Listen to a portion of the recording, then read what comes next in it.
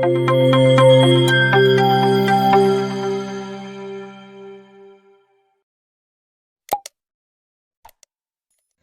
نام خدا. دوستان خوبم، سلام، حال دلتون عالی. امروز میخوام یه موتیف ساده رو آموزش بدم. این موتیف ساده ترین موتیفی هست که تو دوره مقدماتی قلاب بافی ما یاد میگیریم و فقط هم زنجیر است و پایه بلند. میتونید رنگی هم ببافید، یعنی یه رنگ، رج بعدی رنگ دیگه، رج بعدی باز یه رنگ دیگه، یا مثلا از 2 تا ترکیب رنگ استفاده کنید که من انجامش دادم، یا 3 تا ترکیب رنگ استفاده کنید، یا هر رج رو یه رنگ ببافید. عذر میخوام. ببینید من 2 تا موتیف از این موتیف ها رو بافتم و باهاش این کیف رو دوخت زدم یا دوختمش. ببینید همین موتیف ساده است. اینو من با نخ ایرانی بافتم، نخایی که 350 متر 100 گرم 350 متر هستن. اینو من با نخ ترک بافتم که 250 متر هستن و قلابی که واسه بافت این استفاده کردم شماره 3 بوده و واسه این موتیف شماره 2 استفاده کردم. ببینید مشخص هست روی روی قلاب. خب پس من تو این آموزش نقشه خوانی هم بهتون یاد میدم که چجوری از روی نقشه ببافید. ببینید نقشه هم همین هست. اگه دقت کنید نقشمون 5 رجه، 1 2 3 4 5. رج اول از اینجاست. ما یا تو ماجیک رینگ شروع میکنیم به بافت یا 5 تا زنجیره میزنیم به هم وصلش میکنیم. بعد از اون رج اول رو میبافیم. رج اول 3 تا زنجیره است، بعد 3 تا پایه بلند میبافیم. توی همین حلقه‌ای که ایجاد کردیم دوباره 3 تا زنجیره میزنیم. تو همین حلقه‌ای که ایجاد کردیم 4 تا پایه بلند میبافیم. ببینید نشونه پایه بلند هم بهتون یاد دادم که یه تی هست که یه خط روشه. زنجیره هم که بهتون یاد دادم که این شکلی گرد گرد پشت سر هم هست، یا حالا یه دونه هست یا 3 تا هست کنار هم. پس ما شروع میکنیم به بافت. پایان کار هم 5 تا زنجیره است که این دیگه بستگی داره که شما میخواید همین 3 تا زنجیره رو تکرار کنید یا که رج آخر 5 تا زنجیره رو بزنید. خب من با نخ زرد رنگ میام، یکی دو رج اول رو با هم میبافیم. خب بعد واسه تغییر رنگ روی این کار بهتون یاد میدم.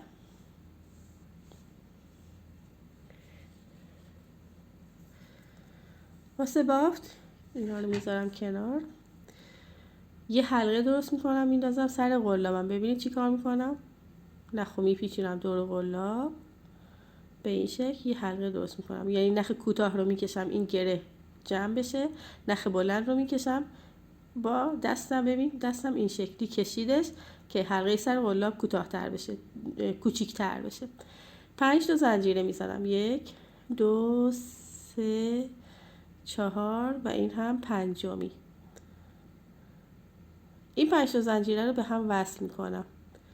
قلابو از زنجیره اول رد میکنم، نخو میارم رو قلاب. حالا این نخی که رو قلاب هست با قلاب از حلقه یه زنجیره اول رد میکنم. 2 تا حلقه رو قلابم هست. حالا حلقه اول رو از دومی رد میکنم. به این شکل من یه حلقه ایجاد کردم.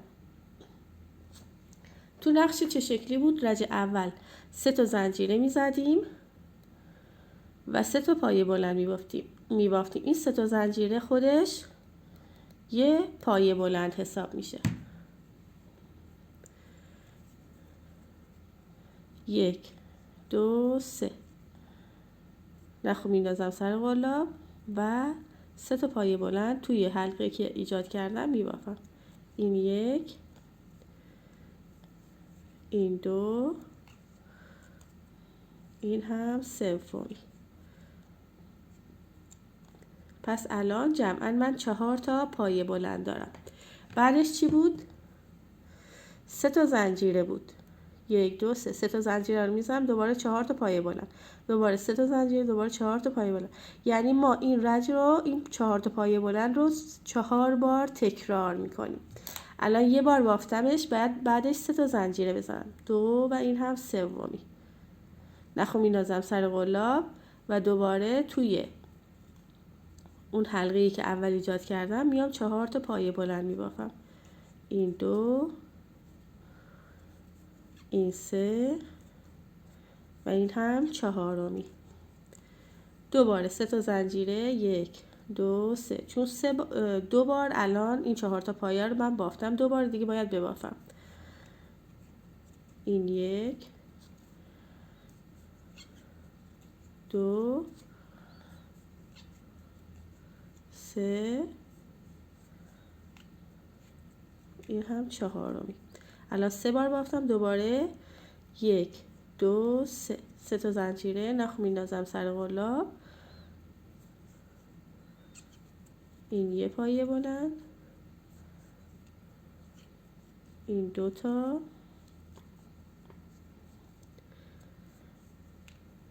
این 3 و این هم 4می. پس من الان 4 بار 4 تا پایه بلند بافتم، چون که موتیفمون مربع هست باید ضلعهاش هم اندازه باشه. خب بعدش چی کار میکنم؟ ببینید این قسمت کار هستیم، یعنی چرخیدیم اومدیم اینجای کار.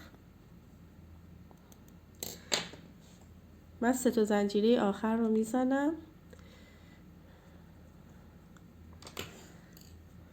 میام چی کار میکنم؟ ببینید به سومین زنجیره ارتفاع بست میزنم. این یه زنجیره، این 2، این 3. قلاب از سومین زنجیره رد میکنم، نخو میارم رو قلاب، حلقه اول از دوم رد میکنم. این حلقه رو به این شکل نگه میدارم. خب اینقدر بلند، در حد حدوداً نیم سانت، 5 میلیمتر بلند میگیرم. بعد نخو میندازم سر قلاب. ببینید قلاب از زیر این 3 تا زنجیره‌ای که زدم رد میکنم، میبرم پشت. اون حلقه رو از پشت، اون حلقه‌ای که نگه داشتم از پشت میگیرم به این شکل، میندازم سر قلاب. خب بعد حالا نخو از اون حلقه‌ای که سر قلابم انداختم رد میکنم، به این شکل میارم رو قلاب. ببینید الان 2 تا حلقه رو قلاب من هست. حالا این 2 تا حلقه رو تبدیلش میکنم به یه پایه کوتاه، یه زنجیره میزنم. این شروع رجب هست. خب حالا رج دوم که این 3 تا زنجیره رو زدیم، ما اینه زنجیرمون، این حساب، این 2 تایی که زدیم حساب میشه. خب بعد از اون میام، البته این تو رج‌های بعد دیگه حساب نمیشه، فقط به عنوان شروع بافتمون هست. بعدش میام من 2 تا پایه بلند میبافم. ببینید از کجا شروع کردم؟ از اینجا، یعنی کاری به پایه ندارم، قبل از پایه. این 1، این 2.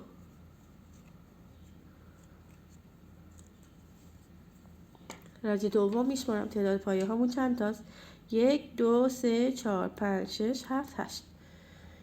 8 تا پایه داریم، 3 تا زنجیره.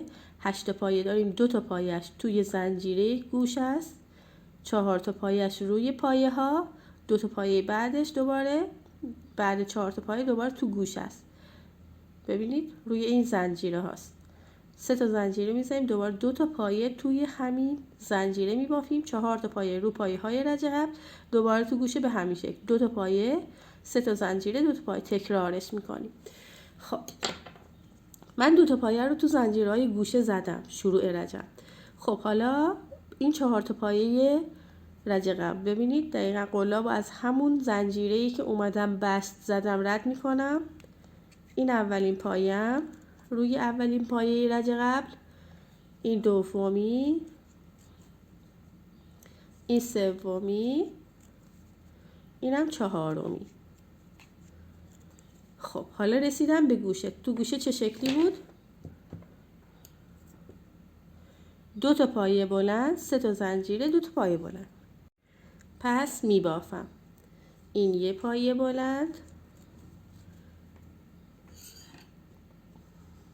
این 2 تا، 3 تا زنجیره، 1 2 3 و دوباره همونجا 2 تا پایه بلند.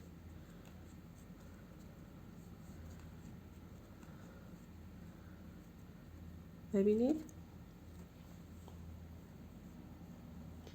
پایه ها رو میشماریم. خب گفتم که ما به این کاری نداریم، به اولی که شروع رجیمون هست. 1 2 3 4 5 6 7 8 تا پایه بلند داریم. خب رو 4 تا پایه بعدی هم 4 تا پایه‌مون رو میبافیم.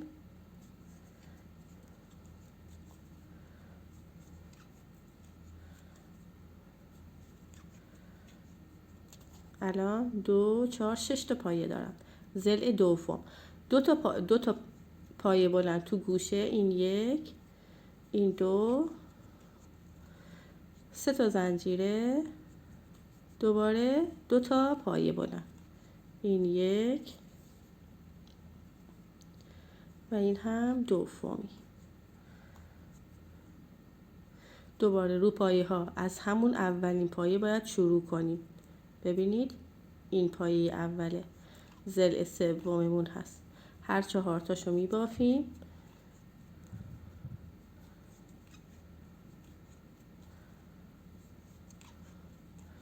دوباره رسیدیم به گوشه. گوشه چی بود؟ 2 تا پایه بلند، 3 تا زنجیره،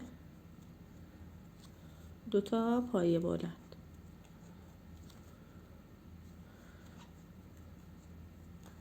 الان ما 3 ضلع رو بافتیم. ضلع 4 رو میخوایم ببافیم. اولین پایه باید شروع کنیم.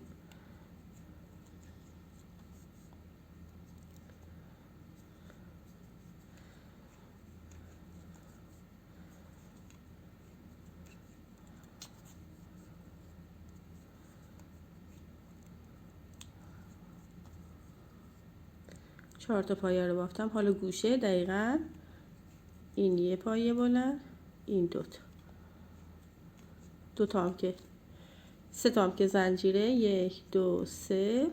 ببینید کاری به این شروع بافتمون نداریم. میریم روی پایه اول، رو گندمی اول بافتمون و بست میزنیم. قلاب رو از گندمی پایه اول رد میکنیم، نخو میاریم رو قلاب، حلقه اول از دوم رد میکنیم. ببینید به این شکل میشه.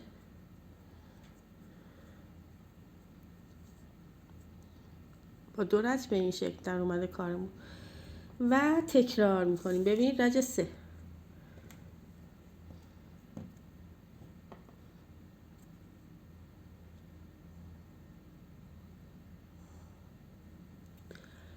رج 3 رو ببینید، 3 تا زنجیره، 1 2 3 4 5 6 7 8 9 10 11 و این 3 تا زنجیره ارتفاع که 12مین پایه است. یعنی این اولین پایه باید میگفتم. خب اگه دقت کنید ما تو گوشمون قشنگ توی این رنگ مشخصه دیگه.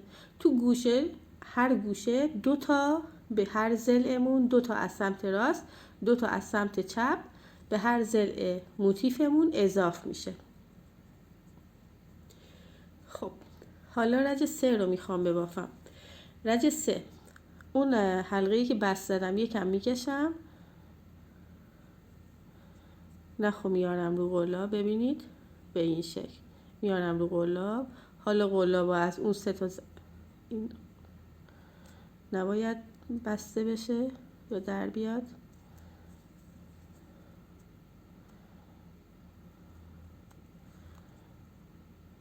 سه تا زنجیره رو میزنیم،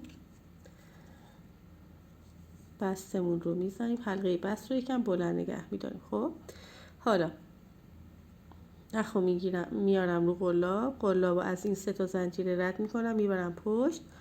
حالا از پشت که رد کردم، از این حلقه قلاب رو رد میکنم، حلقه‌ای که بست زده بودم.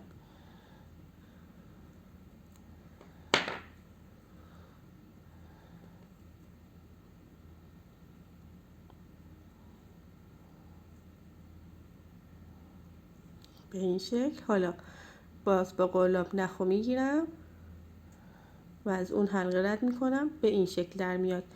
یه پایه کوتاه میزنم و بعد از اون یه زنجیره نخو میرازم سر قلاب، همونجا این یه پایه بلند و این هم دومین پایه بلند رو میبافم. خب تعداد پایه هامون تو رج 3 12 تا میشه، یعنی گفتم که هر زل 4 تا پایه به بافتمون اضافه میشه توی گوشه ها، 2 تا از این سمت 2 تا از این سمت. الان 2 تا پایه اول رو بافتم، دقیقاً میبینید تو همون پایه‌ای که بست دادم سومین پایه های بعدی رو کامل میبافم تا برسم به گوشه. ببینید گوشه رسیدم، تو گوشه هم که دیگه همه رج ها یکسانه، یعنی 2 تا پایه بلند، این یک، این دو، 3 تا زنجیره، 2 3 و دوباره 2 تا پایه بلند.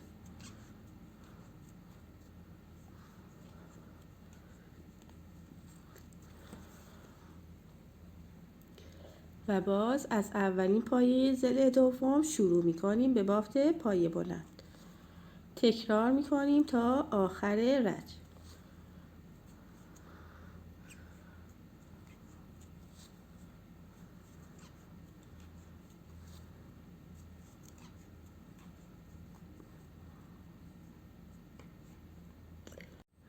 آخر رج رسیدم، 3 تا زنجیره آخر رو میزنم، این 1 2 و 3 و به اولین پایه، ببینید به این گفتم کاری نداریم، به اولین پایه‌ای که مثلا اون زنجیره هایی که میبافتیم به اون کاری نداریم، به پایه دومش میایم بست میزنیم.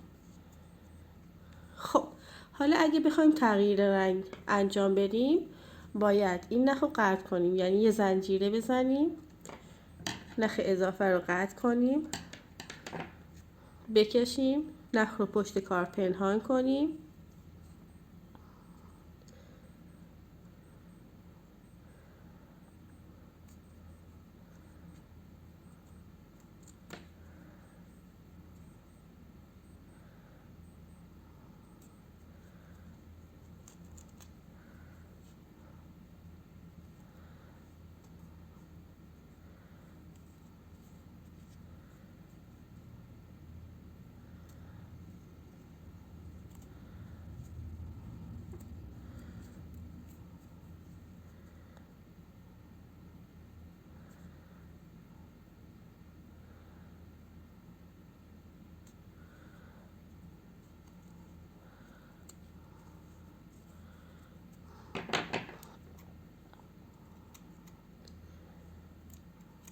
خب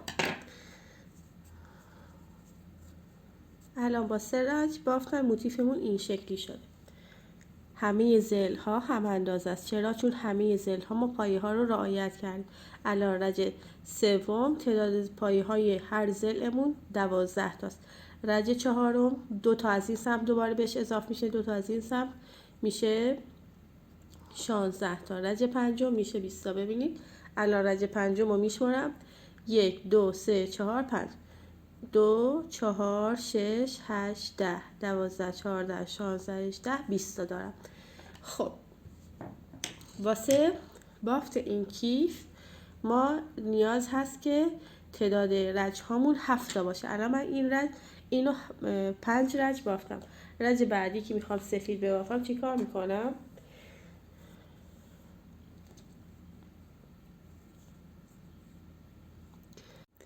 ببینید بدون اینکه هیچ زنجیره‌ای بزنم، خب قلاب از این 3 تا زنجیره گوشه رد میکنم، نخو میارم رو قلاب. ببینید قلاب نخو میبرم پشت قلاب رو میبرم پشت نخو میارم رو قلاب. حالا این نخ کوتاه کارمون هست، دوباره قلاب رو از اون رد میکنم، از نخ اصلی هم رد میکنم، میارم از زیر نخ کوتاه یه حلقه رو قلابم و یه پایه کوتاه میبافم. بعد از اون 2 تا زنجیره میزنم، چون که اون پایه کوتاهی که بافتم چون نخ کوتاه رو کشیدم جمع تر شد، حتما باید 2 تا زنجیره بزنم. خب حالا چی کار میکنم؟ این دو تا زنجیر، این جمعاً میشه البته 3 تا زنجیر، چون اون پایه کوتاه هم حساب هست. یه پایه بلند هم میبافم. پس ما وقتی که تغییر رنگ میدیم متفاوت هست با وقتی که با همون رنگ اصلی یا یک رنگه میبافیم. همون دو تا پایه رو که بافتیم دقیقاً از اولین پایه کار شروع میکنم و روی پایه های موتیفمون پایه بلند میبافم. پس 2 تا پایه بلند تو گوشه زدم، اون 3 تا زنجیر خودش پایه حساب میشه وقتی که تغییر رنگ انجام میدیم. روی همه پایه ها رو میبافم. گوشه هم که دیگه گفتم 2 تا پایه بلند تو نقشه هم بود، 3 تا زنجیره و 2 تا پایه بلند رو میبافم. نخ اضافه رو ببینید من دارم پشت کار با خودم میارم و میبافمش که تو کار پنهان بشه.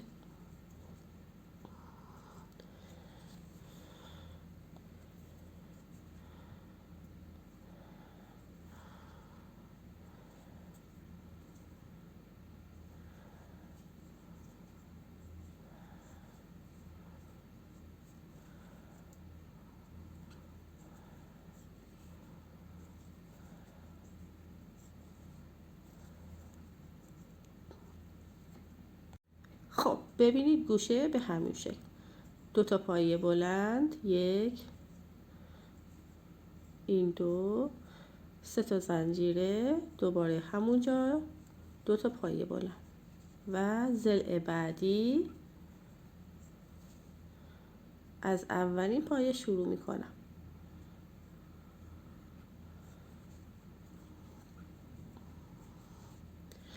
لطفاً آموزش رو با دقت ببینید، تمرین کنید. اگه اولین بارتون هست که دارید میبافید، خب طبیعتاً چون که دستتون عادت نکرده شاید بافتتون رو یکم شل و سفت ببافید یا زیادی سفت ببافید، ولی نباید ناامید بشید. باید تمرین کنید و ادامه بدید. همچنین واسه این آموزش وقت و زمان گذاشته شده. لطفاً با لایک کردن و ارسال به دوستانتون از آموزش حمایت کنید. همچنین اگه این آموزش ها رو دوست دارید کانال رو دنبال کنید و زنگوله کانال رو فعال کنید که آموزش های جدید رو ببینید. موفق و سربلند باشید. آخر رج رو ببینید، 2 تا پایه کوتاه تو گوشه رو میبافیم. این دومی، 3 تا زنجیره و به سومی زنجیره یا همون یه پایه کوتاه 2 تا زنجیره زدیم، به دومی زنجیره بست میزنیم. یه زنجیره میزنیم، نخو قطع میکنیم، میکشیم که کور بشه. پشت کار نخ اضافه رو پنهان میکنیم.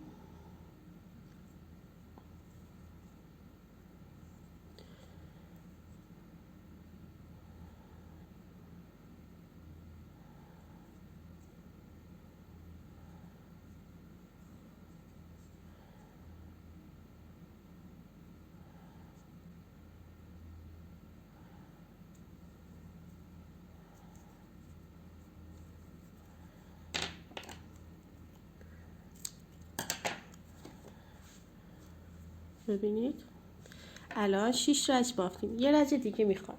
رج بعدی باز من باید با رنگ سبز ببافم. پس به همین روشی که گفتم ما میایم 7 رج، 2 تا موتیف 7 رجه میبافیم.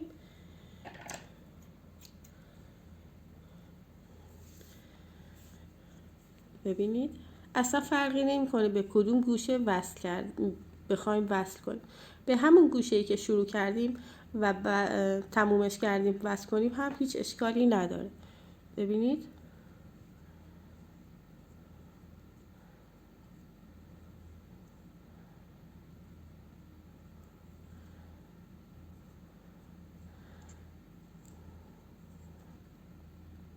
الان این 3 زنجیر است.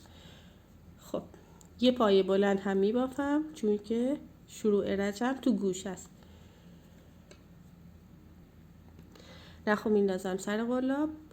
پایه بعدی همون 3 زنجیره رج قبل هست و شروع میکنم رج هفتم رو میبافم. رج هفتم تعداد پایه ها باید 28 تا بشه، 2 تا از سمت راست 2 تا از سمت چپ به بافتمون اضافه میشه. رج قبل 24 تا داشتیم. به همین روش میتونیم این موتیف رو بزرگ کنیم به عنوان کوسن، به عنوان رومیزی، به عنوان موتیف های باز اگه بزرگش کنیم به عنوان فرشینه حتی.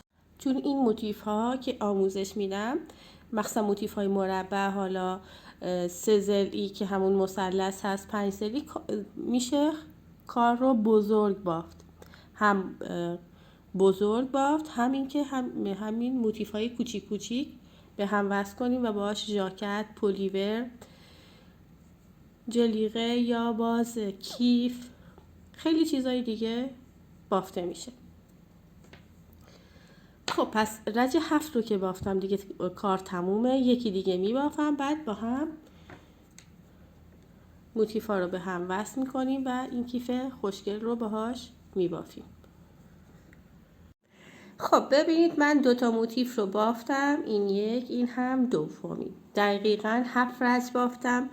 ببینید میشمارم 1 2 3 4 5 6 7. رج 7 تعداد پایه ها رو میشمارم، هر ضلع باید 28 باشه. 2 4 6 8 10 12 14 16 18 20 22 24 26، این هم 28 تا. خب حالا چجوری به هم وصلش میکنیم؟ ببینید این گوشه ضلع پایین رو میارم تا وسط کار، گوشه ضلع سمت راست رو هم همینطور، سمت چپ رو هم به همین شکل.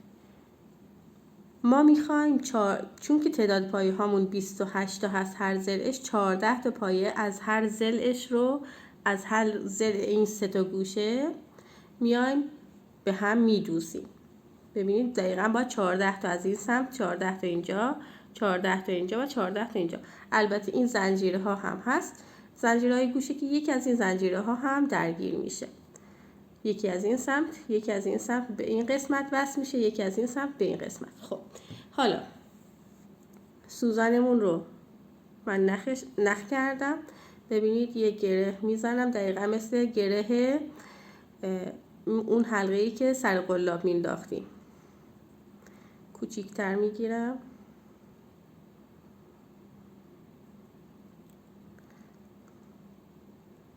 خب از این ور میشمارم. این زنجیرهای کنار کار گوشه رو کار نداریم. 2 4 6 8 10 12 14. به 14می از داخل کار وصل میکنم به 14می این سمت. از این 14می رد شدم یعنی به 15می وصل کردم.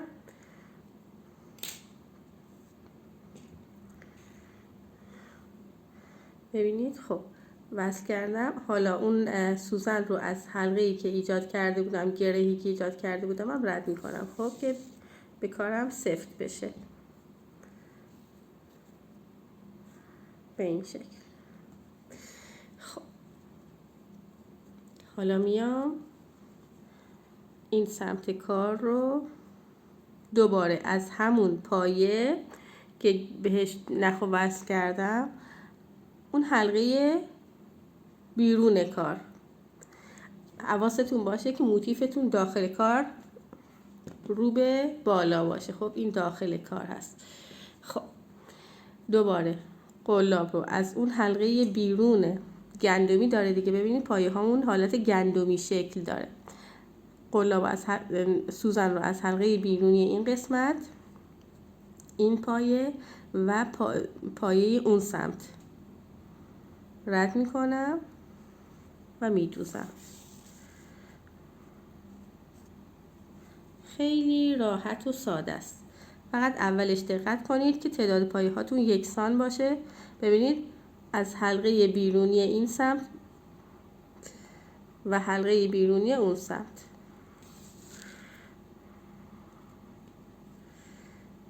دوباره این واسه همه موتیف هایی که رج آخرش به این شکل هست، میتونید هر موتیفی که باشه 6 ضلعی، 3 ضلعی، 5 ضلعی، 4 ضلعی میتونید به این شکل بدوزید به هم. این شکلی وقتی میدوزید دیگه موتیفاتون حالت مقوا شکل نمیگیره، مخصوصا اگه بخواید واسه ژاکت پولیور و این چیزا استفاده کنید. کیف که اشکال نداره، به کار قشنگی میده، ولی واسه پولیور و ژاکت به نظرم با نخ و سوزن بدوزید خیلی قشنگتر میشه کار، حالت مقوایی شکل نمیگیره، انگار مثلا این مقوا تنت نیست.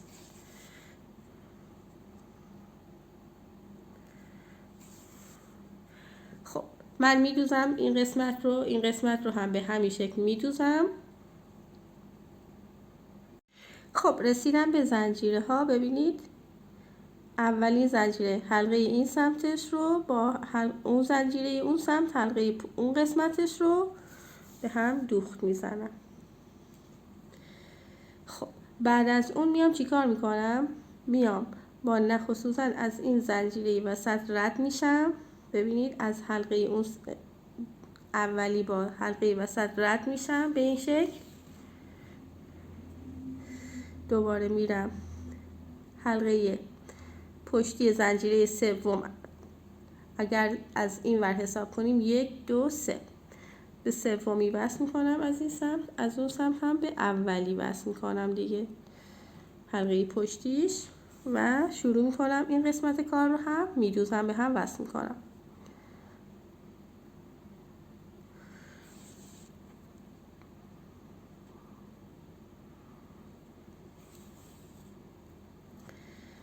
ببینید این شکلی میشه. ببینید اینجا هم دیگه میایم نخ رو پنهان میکنیم تو کار.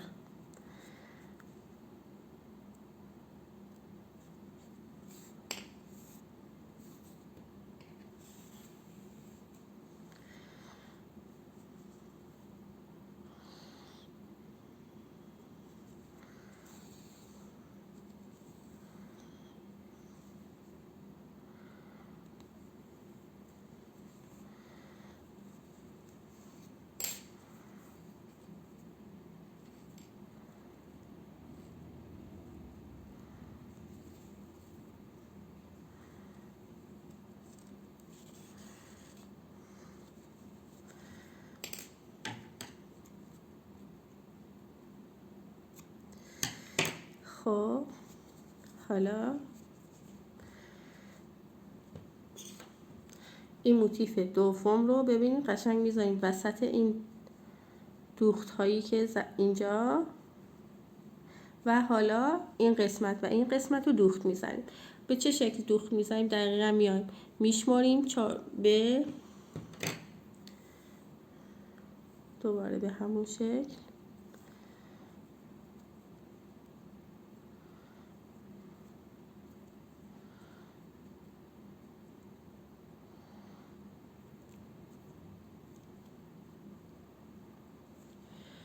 میشماریم 2 4 6 8 10 12 14 به 14 پایه از این سمت نخ رو وصل میکنیم.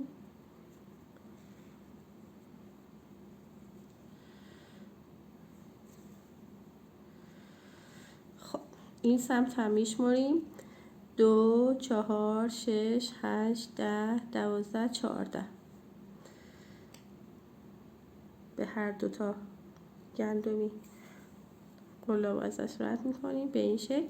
خب حالا از پایه بعدی دیگه میایم به هم میبافیم، میدوزیم.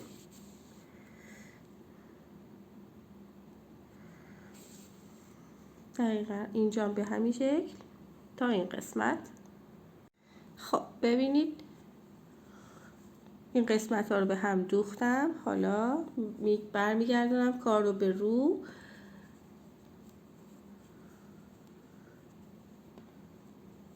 باز مثل اون سمت پشت کار که اینجا این ضلع پایین رو بردم بالا، ضلع سمت راست و چپ رو آوردم کنارش، این قسم روی کار هم به همین شکل. ببینید ضلع سمت راست و چپ رو میارم و میدوزم. بالای کار هم که دیگه دکمه میزنم به این قسمت مثل این یکی. دیگه من این دفعه قطع نکردم، قشنگ میدوزم به اینجا. این قسمت هم بهش این سمت هم به این دیگه میرم این سمت میدوزم و اینجا نخو قطع میکنم. تموم. یه دکمه کوچولو هم میایم به اولین ردیف این قسمت دوخت میزنیم. ببینید من کامبا رو یکی از تارهاشو جدا کردم و دارم با همون دکمه رو هم بهش میدوزم.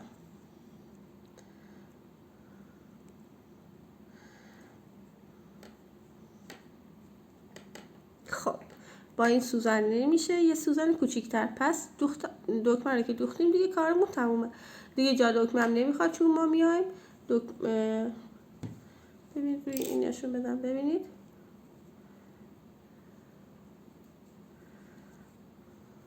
این 3 تا زنجیره رج آخر رو از دکمه رد میکنیم و میبندیمش به همین راحتی. واسه جای عینک، واسه قلاب هاتون، واسه مداد رنگی های بچه هاتون کاربرد خیلی مناسبی داره. موفق و سربلند باشید.